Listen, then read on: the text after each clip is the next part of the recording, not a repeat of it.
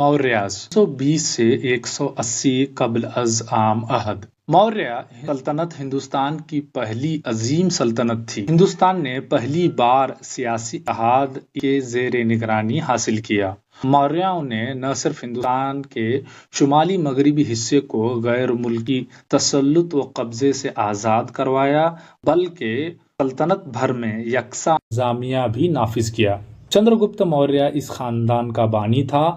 پاٹلی پترا ان کا دارالحکومت تھا۔ دھرم چکرا ان کا شاہی نشان تھا۔ انہوں نے مگدھا مہاجنپدا سے اپنی سلطنت کی حکومت کی شروعات کی۔ موریہ سلطنت سے 16 مہاجنپداز ہندوستان کے وسیع و عریض میں حکومت کرتے تھے۔ ان میں سے بہت سی مملکت اور جمہوری طرز کے تھے۔ اب ہم 16 مہاجنپداز اور ان کے دارالخلافے کے دیکھیں گے۔ پہلا گنگا، دارالخلافہ چمپا، مگدھا کا راجیہ گرہا اور پاٹلی پترا، کاشی کا وارانسی، کوسلا کا سکھیتا، وجی کا دارالخلافہ وجی، ملّا کا کشی نگر، چھیدی کا تسوتیروتی، وتسا کا کوسمبی، کورو کا اندرپرستھا، پانچالا کا کمپیلا، متسیا کا وراٹ نگر، تورسینے کا متھرا، اسمکا کا پوتانا، اونتی کا اجین، گاندھارا کا تکششیلا، کمبوجا کا راجپورا۔ اب موریہ خاندان کے تاریخی ذرائع و وسائل۔ میگھاستھینیز کی انڈیکا۔ میگھاستھینیز چندرگپت موریہ کے دربار میں یونانیوں کے سفیر کے طور پر ہندوستان میں تھے۔ اس نے پاٹلی پترا میں اپنے تجربے کو اپنی کتاب انڈیکا میں درج کیا ہے۔ انڈیکا میں شہری انتظامیہ، سماجی و مذہبی زندگی کا انکشاف کیا ہے۔ کوٹلیہ کے ارتھ شاستر۔ ارتھ شاستر چندرگپت موریہ کے استاد اور وزیر اعظم کوٹلیہ نے لکھا ہے۔ اسے چانکیہ یا وشنو گپتا کے نام سے بھی جانا جاتا ہے۔ ارتھ شاستر سنسکرت میں لکھا گیا ہے۔ یہ انتظامیہ، خارجہ امور اور عدالتی فرائض کے بارے میں بنیادی اصولوں کا خاکہ پیش کرتا ہے جو ایک بادشاہ کو جاننا ضروری ہے۔ اس کتاب کو پڑھ کر موریہ دور کی سیاست، معیشت اور انتظامیہ، سماجی اور دیگر پہلوؤں کو سمجھا جا سکتا ہے۔ مدرا راکشس یہ سنسکرت کا ایک ڈرامہ ہے جسے وساکھا دتا نے لکھا ہے۔ یہ کوٹلیہ کے ذریعے چندرگپت موریہ کے اقتدار میں لانے کے عمل کو بیان کرتا ہے۔ دیپونش اور مہاونش یہ دونوں سری لنکا کے ادبی تصانیف ہیں۔ سری لنکا میں بدھ مت کو پھیلانے کے لیے اشوکا کی کوششوں کو بیان کرتے ہیں۔ اشوکا کے نوشتاجات یا خطبات۔ اشوکا کے بارے میں معلومات کے مستند ذرائع ہیں۔ یہ اشوکا کی سلطنت کے حدود، دھما کے پھیلانے کے کوششیں اور کلنگ جنگ کی تفصیلات کے بارے میں بتاتے ہیں۔ موریہ بادشاہوں کے ذریعے تعمیر کردہ عمارتیں، یادگاریں بھی ذرائع میں شامل ہیں۔ چندرگپت موریہ 324 سے 300 قبل از عام عہد۔ چندرگپت موریہ اس خاندان کے بانی ہیں، تاہم بارے میں بہت کم معلومات دستیاب ہیں۔ اس نے اپنے والد کو کھو دیا تھا۔ چانکیہ نے اسے اٹھا لیا جو تکششیلا کا ایک برہمن تھا۔ اس نے اسے ضروری تعلیم دی۔ اس نے موریہ سلطنت کے قیام میں چندرگپت موریہ کی مدد کی۔ اس نے چانکیہ کی رہنمائی میں مضبوط فوج بنائی۔ چندرگپت موریہ نے پنجاب کے چھوٹے چھوٹے مملکتیں، شاہی خاندانوں کو شکست دی اور اس پر قبضہ کر لیا۔ اس کے بعد چندرگپت موریہ نے مگدھا کے خلاف فوجی مہم کی۔ چندرگپت موریہ نے ننداز کے آخری حکمران دھنانندا کو مار ڈالا اور اس کی جابرانہ حکومت کا خاتمہ کیا۔ سکندر نے ہندوستان کے شمالی مغربی حصوں پر اپنا قبضہ قائم کر لیا تھا اور اس نے ان پر حکمرانی کے لیے اپنا نمائندہ نامزد کیا تھا۔ سکندر کی موت کے بعد سیلیوکس نکیٹر وسطی ایشیا پر یونانی سلطنت کا مالک بنا۔ 305 قبل از عام عہد میں اس نے سکندر کے ہندوستانی قبضے کو دوبارہ حاصل کرنے کے لیے دریائے سندھ کو عبور کیا۔ چندرگپت موریہ نے اسے شکست دی اور اس کے ساتھ معاہدہ کیا۔ اس کے تحت شمالی مغرب کا ایک بہت بڑا حصہ چندرگپت کو دینا طے پایا، جس میں کابل، افغانستان، قندھار، بلوچستان شامل تھے، اور اپنی بیٹی ہیلینا کو بیاہ میں دیا۔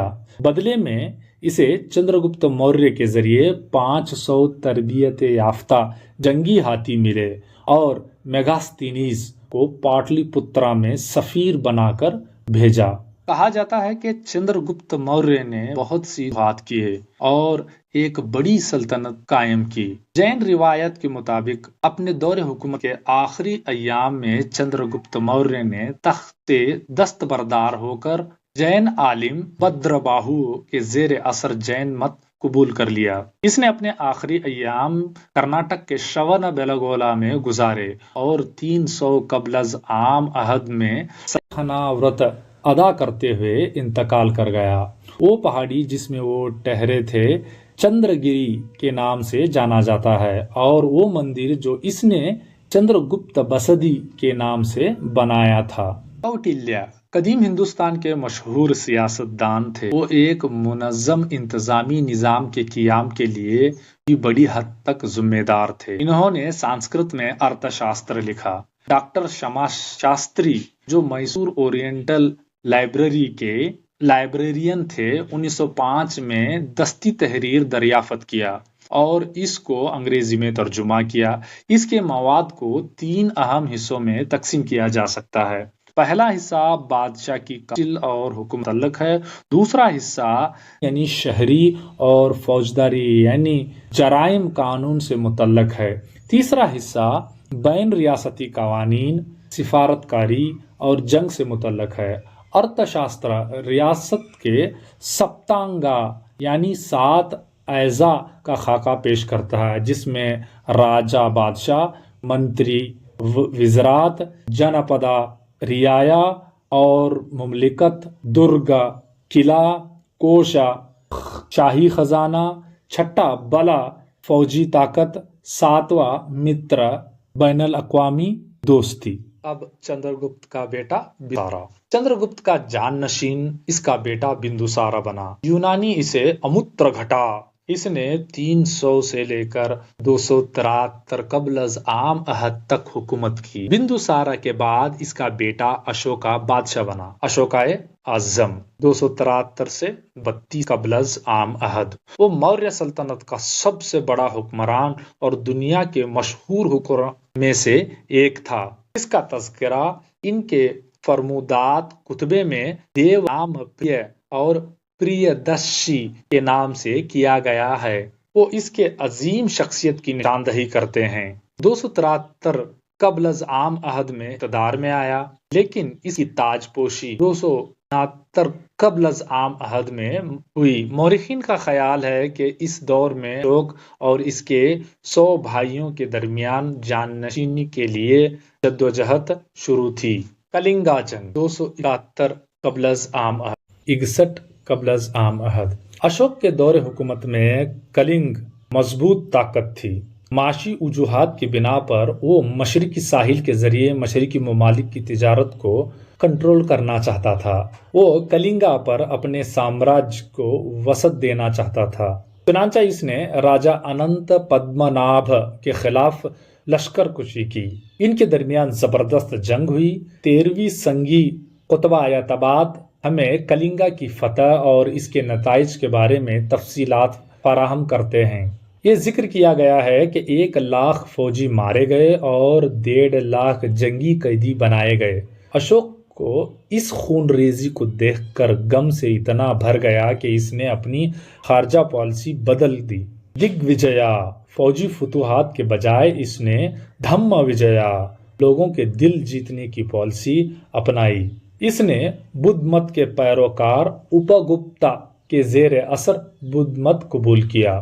اشوکا سلطنت شمال میں کشمیر اور افغانستان کے علاقے سے جنوب میں کرناٹک کا سورنگیری تک اور مشرق میں بنگال سے لے کر مغرب میں سندھو اور بلوچستان تک پھیلی ہوئی۔ اشوک ہندوستان میں سب سے پہلے خطبے جاری کرنے والے تھے، اسی لیے ان کو ہندوستانی خطبات کا بابائے آدم بھی کہا جاتا ہے۔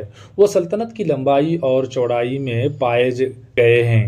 فرمودات کی زبان پراکرت، پالی اور یونانی ہے اور رسم الخط کا استعمال برہمی اور خروشتی ہے۔ برہمی رسم الخط جو ایک طویل عرصے تک پہلی سمجھی جاتی تھی، جیمز پرنسپ نے 1831 میں اس کو سمجھ کر پڑھا۔ اشوک کے احکامات کو بڑے چٹانی احکامات، چھوٹے چٹانی احکامات، ستونی نوشتہ جات اور غاروں کے نوشتہ جات میں تقسیم کیا گیا ہے۔ چارلس بیڈن، ایک برطانوی انجینئر نے 1915 عام عہد میں رائچور کے مسکی میں ایک نوشتہ پڑھا۔ دیو نام پریادرشی اشوکا کا حوالہ پہلی بار سامنے آیا۔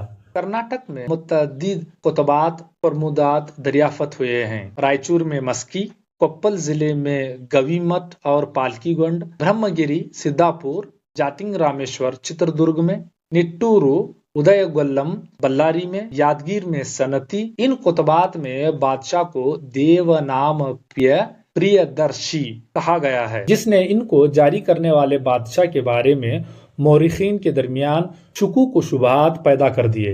مسکی کے سنگی احکام کلکتہ کے سنگی احکام کے ساتھ بادشاہ کا جو دیو نام پریہ اشوک کہتے ہیں، یہ اس بات کی تصدیق کرتا ہے کہ دیو نام پریا اور پریادرشی راجا کوئی اور نہیں بلکہ خود اشوکا تھے۔ اشوک نہ صرف ہندوستان میں بلکہ ہندوستان سے باہر بھی بدھ مت پھیلاؤ کا ذمہ دار بنا۔ انہوں نے بدھ مت کے مقدس مقامات جیسے لمبینی گارڈن، کپیلوستو، گیا، سارناتھ اور کشی نگر کا دورہ کیا۔ اس نے پوری سلطنت میں بڑی تعداد میں خانقاہیں تعمیر کروائی۔ اشوکا نے کے عقائد کو پوری سلطنت میں کتبات کے ذریعے پھیلا دیا۔ اشوکا نے لوگوں میں دھما پھیلانے کے لیے دھرم مہاماتراز، یکتا اور رجوکا نامی 3 افسران کا تقرر کیا۔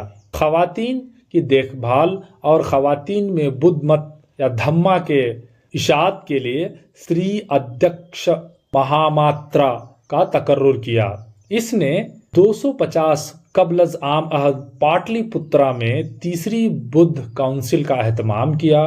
بدھ راہبوں کے آپسی اختلافات کو ختم کرنے کے لیے اس کونسل کے صدر موگلی پتر تسا تھے۔